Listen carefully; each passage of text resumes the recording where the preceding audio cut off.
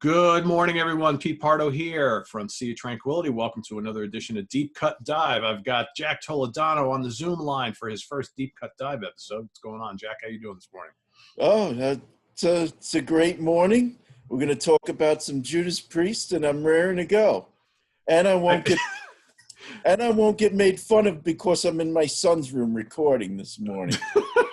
Because he's probably busy sleeping, right? So well, actually, no, he doesn't live here anymore. So that's becoming an office/guest room. But that's right. Oh, but I thought he was up for like a week or a couple days because it was his birthday recently, right? By the way, happy birthday! Yes. Happy birthday, Jason. A little belated, but happy birthday. Thank you. I will pass that along. So when Jack and I were talking recently, and I was telling him about the Deep Cut Dive show, he's like, "Oh, I would love to, guest on that show and help you out with a couple of those." I said, I think I got one for you because I'm planning on doing Judas Priest soon." And his eyes lit up. He's like, "All right, you got my number with that one." Because Jack is one of the biggest Priest fans I know, so I figured it'd be perfect opportunity. So just in case anybody has forgotten what the format of the Deep Cut Dive show is, here we're each going to offer up 5 deep cuts from some of their great albums. These are going to be non-radio tunes, non-greatest hits tunes, non-classic live album tunes, not songs that they play live all the time. So anything else is pretty much fair game. They've got a pretty big catalog, so a lot of albums to choose from. I'm going to let Jack kick us off with his first choice, and then we'll ping pong back and forth. Okay. Thanks, Pete. And again, thank you for having me on here for this. You do amazing work with all these, the top 10s, the album reviews, the deep dives, and I know you've already done Priest, so having me on for this is just really cool. I mean, this Deep Cut Dive is just another excuse to get another show format in so we can talk about some of these great bands again in a different kind of format. So absolutely. So see that, Jack? You got your shot at Priest after all. Yes. And as luck would have it, having been a Priest fan since 1979, I mean, I know these songs if I know the back of my hand, so it very easy to put this list together. So without further ado, my first deep dive comes off of this album, this great album, Priest's second effort, Sad Wings of Destiny, and it's actually a suite of 2 songs. It's Dreamer Deceiver / Deceiver. Great song, great 2 songs. Kind of shows that they weren't just all about metal. That that's actually more of a prog offering of theirs. With the melodic opening and the piano at the end, and then it segues into the the balls to the wall 2.5 minute metal song Deceiver. So yep, that's a great one. Oh yeah, we just might be talking about that in a minute. Oh, okay. And no, Jack and I do not compare notes when we do these. That's one thing I want to reiterate for those who are watching. On any of these shows where I have a guest and we're doing kind of like list type of shows, we do not. I am very against knowing what they've got going on their list. So if we happen to pick the same stuff, hey, like minds think alike, right? So right. All right, my first one, I'm going to go back to the debut from 1974, which some people are kind of hot and cold on. I think there's a few tracks on here that are very, very good, and you could arguably say the majority of the first album is pretty deep, right? And when it comes to Judas Priest, and then not much is ever played or talked about from this album. I'm going to go Rock and Roll in 1974. And I know this is the cheesy reissue cover, not the original. I wish I had the the Coke bottle? Was it Pepsi? Was it Pepsi or Coke? I don't even remember the bottle caps. It looked more like a Coke bottle. Yeah, I thought it was Coke, right? Yeah. So I'm going to go One for the Road. I just think One for the Road is a cool kind of bruising, bluesy rock tune. Kind of reminds me of Budgie a little bit. And I know Priest and Budgie were on the road touring together quite a bit around that time. And I think One for the Road, I remember the first time I ever heard this album, I was like, oh, that's great. It's kind of muscular, right? Kind of heavy, bluesy. And then, there are some really good songs on here. Some of it's kind of like, the band's still trying to find their way. But I always thought One for the Road was a really kick-ass track. And probably most people who know the more metallic Judas Priest probably have never bothered with the song or heard it. So One for the Road from Rock and Roll. If you haven't heard it, check it out. All right, back to you. That's very cool track, the opening track, and it's very Has a bit of a bluesy sound to it. Yeah. Oh yeah, yep. Yeah. All right. So my next one is going to come from this amazing landmark metal album of 1978, Stained Class. And I got to tell you, it was hard to find a deep track on this album. It's just that damn good. So I did one of these. I went all the way to the end, Hero's End. Oh, there you go. Very cool. That is a Glenn Tipton pen tune. It is a great tune. It's I love his start and stop guitars, and it interspersed in between that start and stop in the verses. You can hear Rob Halford's range. He goes from like very low to his high falsetto. Very cool. Yeah. And basically talking about, why does somebody have to die to be a hero? Absolutely. And that's my favorite Judas Priest album, by the way. Yeah. If you all didn't know it, and I'm sure most people watching do, I make no bones about hiding my favorite Priest album. All right, my second choice here, you've already named.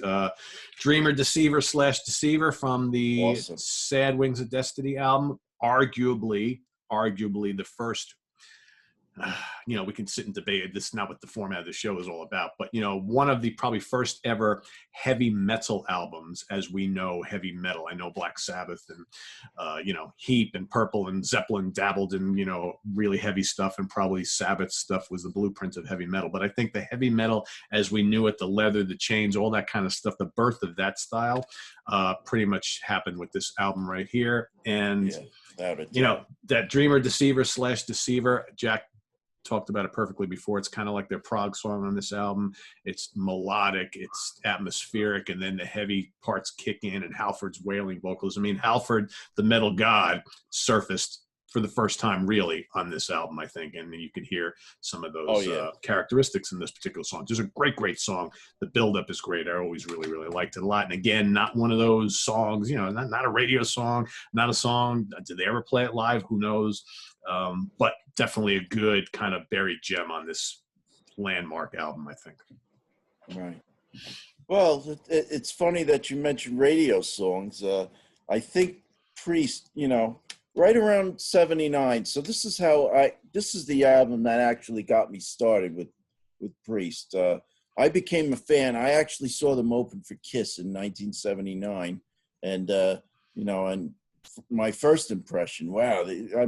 These guys were very cool coming out in their leather and stuff, but I had never heard them, so I had no frame of reference. It wasn't until a friend of mine lent me this album that I actually heard them on record. I'm like, wow, these guys are really good. And the funny thing is, at about that time, they were trying to become a little more radio friendly so they could get some airplay. And I think they definitely intended it with this tune. Probably the third song I've ever heard on a Judas Priest album, Evening Star. Good song. But should have been a hit. I agree with you. But I think, for those folks who, think of other stuff like, United and Breaking the Law and all that kind of stuff, which catchy material, but Evening Star has hook written all over it, right? Oh, without a doubt. It's a very melodic opening. When my son was little, he even liked that song. But, what's not to like? But fortunately for Priest, they did crack the radio with British Steel in 1980. Yeah, which was my introduction to the band, basically. So, right. Good choice there, Jack. I like that one. So I'm going to go, let's see, I'm moving up to 1976 from the Sin After Sin album. I'm going to go with a track that I love a lot, and I never understood why it wasn't a favorite song among Priest fans worldwide, Starbreaker. Oh, yeah. Right? Come on. That's amazing track. Heavy, great chorus, just a kick-ass heavy metal anthem, and I love the riff on that song, man. It's just so good. Again, one of those tunes, it's like, why wasn't this a part of their live set for years and years and years? I never understood it. There's like a couple songs in their repertoire from early on that I never understood why weren't big songs for them. And I know they've been trying to pull some of those nuggets out and play them on the recent tours, which is good to see. Saints in Hell is another perfect example. I didn't pick it for this show from Stained Class, but that's another one that they've resurrected recently. But I'm always like, God, that's like one of their best songs ever. And it's why was that never like a big Priest classic? I never understood. So that was really cool when they brought that back and played that during the first leg of the Firepower tour.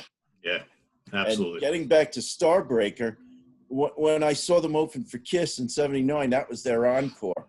Oh, really? So they played it on that tour, and then that was it. Buried it probably. Yeah, well, that's a shame. That's a shame. Great song though. Great song. All right, back to you. Okay, so the next one, this seminal record, which you are very well acquainted with and you like very much, Painkiller.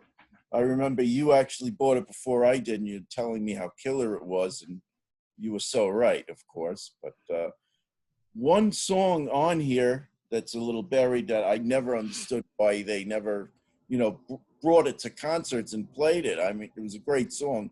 The last song, One Shot at Glory, clocks in at close to like 6.5, 7 minutes long. When we saw them on that tour, the opening of the concert, I almost thought that they were going to open with that, but nope. Went back to one of their classics, Hellbent for Leather, to open that show with. Back to the familiar well, right?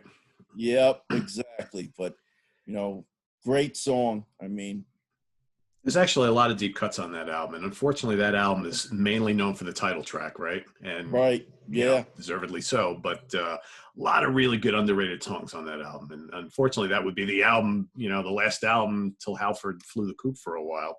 But yeah, that was a good. That was a good tour. When did you see that? At Coliseum? Nassau Coliseum. Yeah, that's right. We came up to your neck of the woods. 90. Yeah. And then I actually saw them a year later at Orange County Fairgrounds, 1991, with Todd and I saw them. I did not make that show. I don't know why. No. I don't know why. Because I saw like every show at the Speedway, but not that one for whatever reason. All right. My number 4, I'm going to go to Stained Class.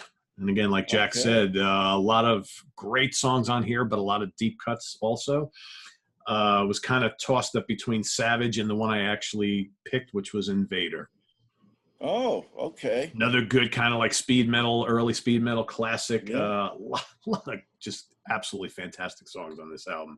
And again, a lot of deep cuts because for whatever reason, most of the stuff that is remembered from this album is Exciter, obviously, which they play all the time, right?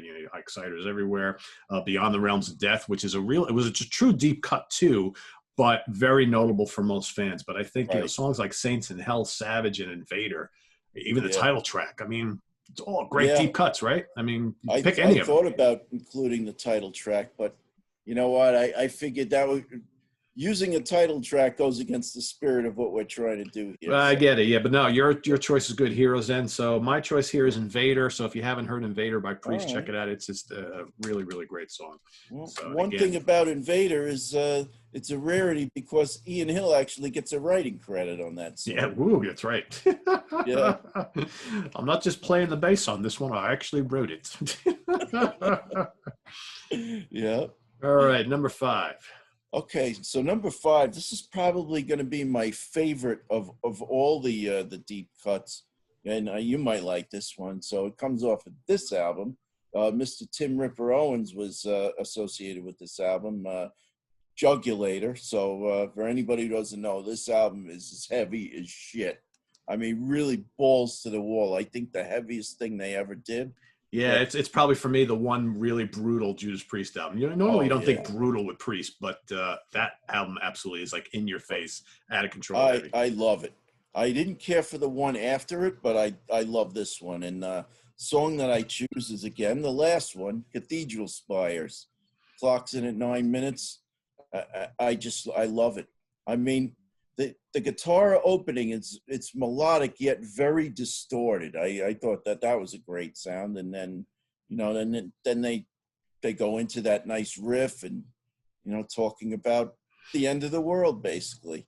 Yep. But Yep. that was a song that I really wish they had played on stage. That would have been so cool. Unfortunately, you're not going to hear it get played anytime soon. Yeah. Right. I think that time has passed, right? I don't think that Mr. Halford wants to sing any of the Ripper Owens songs. Well, the only hope is to go to some kind of Ripper Owens show, and he plays it. Well, with him and KK doing that band together, right? So there you might check it out. Yes, that would be cool. You might see it there. All right, for my last one here, I am going to go to the Redeemer of Souls album, which I like this album a lot.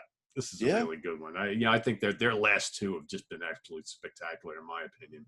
Yeah. And the song I'm picking from here, which for me is kind of like Priest's rendition of like a European power metal song, is Sword of Damocles. Oh, that's a great song. Right? Yeah. I mean, it's very not typical of Priest at all. And like I said, if you're a fan of, to me, it just screams power metal. If you like all those European power metal bands like, Hammerfall and Gamma Ray and Primal Fear and all that kind of stuff, with the galloping rhythms and the riffs and all that kind of stuff. And, obviously the lyrics are all, fantasy type stuff and all that kind of crap. Sword of Damocles is like exactly in that vein. And it's almost like Priest set out to do something completely different. And I think it works really, really well. Would I want to hear them do a whole album like that? Not really. But I think to have that one cool song on this album, which is a very strong album, kind of in that style, but a lot of tunes, I mean, you got the Halls of Valhalla and Dragonauts. Yeah. So you got some kind of lyrical stuff going on this album that's a little bit kind of different. I'd say the first 6 or 8 songs on that album are you can't miss. Yeah. No, you can't. I mean, and there's a lot of material on here, but yeah. So that's my choice here, and I love the guitar riff on that song. Really, really good. And Halford's in fine form. So there you have it. We got some cool deep cuts. Right. Jack, you want to just read off your list once again? We'll kind of recap. Okay, so actually, I think I'll do it from memory. So my first was Dreamer Deceiver off of Sad Wings of Destiny. Second one was Hero's End off of Stained Class. Third, Evening Star off of Hellbent for Leather. Fourth one Shot at Glory off of Painkiller. And the last one, Oh, Cathedral Spires off of this great record. Very cool. I'm losing it this morning off of Jugulator. There you go. I didn't even notice that you didn't mention the album name. Mine, One for the Road from Rockarola, Dreamer, Deceiver / Deceiver from Sad Wings of Destiny, Starbreaker from Sin After Sin, Invader from Stained Class, and Sword of Damocles from Redeemer of Soul. So there you got some cool deep cuts from the Judas Priest catalog. So hopefully everybody knows the kind of the deal here. Jack and I have offered up 5 deep cuts from their discography for those who maybe aren't that big on Priest, don't know a lot about Priest other than the popular songs. So I urge anyone watching who's a big Priest fan, knows the catalog really, really well, give some choices, some 5, 10 choices from their catalog that you would offer up to kind of a Judas Priest newbie, right? So they can go listen, decide if this band is for them, if they want to investigate some of these great albums on their own, because the goal here is to get people to move past the greatest hits. Or, maybe I don't own any albums by them, but I know Hellbent for Leather and Breaking the Law, and you got another thing coming. That's really all I know. But we want you to know more than that, right? Yes. Because there's a lot more, right? A lot more to these bands than that. Yeah. Get past the cliche songs, people. Yeah. That's right. So very cool. So visit us on the web at www.seatranquility.org. We are on Facebook. We're on Twitter. Of course, we're here on YouTube. All the damn time. That's right. You're almost a little too slow there, Jack, but that's okay. You got it. Actually, I did better than the other day. That's true. You're getting it. 2 seconds is okay. I'll give you that. Yeah. I'll give you that. Upcoming programming. So coming up, what do we got? So Jack is coming back probably over the next week. We're going to be doing top 10 songs of Traffic. All right. Also in the works that Jack and I are working on, we're going to rank the studio albums of Iced Earth. And just signed and sealed and delivered this morning, last night, Jack is going to appear along with Stephen Reed. We're going to do a deep cut dive into the catalog of Kiss. All right. So I got two of my good cohorts who both love Kiss. And so not only will you get 5 deep cuts from me, you'll get 5 from Jack, and you'll get 5 from Steven. So you'll get 15 deep cuts from the entire KISS catalog from the 3 of us. That's coming up sometime over the next week. So for all of you who've been asking for KISS, just be patient. We'll deliver to you, like I said, sometime within the next week or so. So that's coming. So stay tuned for all that. And so I am Pete Pardo. Thanks for watching. We'll see you guys tomorrow. And Jack, say goodbye and take us out. All right. Everybody, have a good day. Have a great morning. Don't work too hard. Enjoy yourselves and crank up some Priest. There you go. Ciao, everybody. Bye-bye. All right. Bye.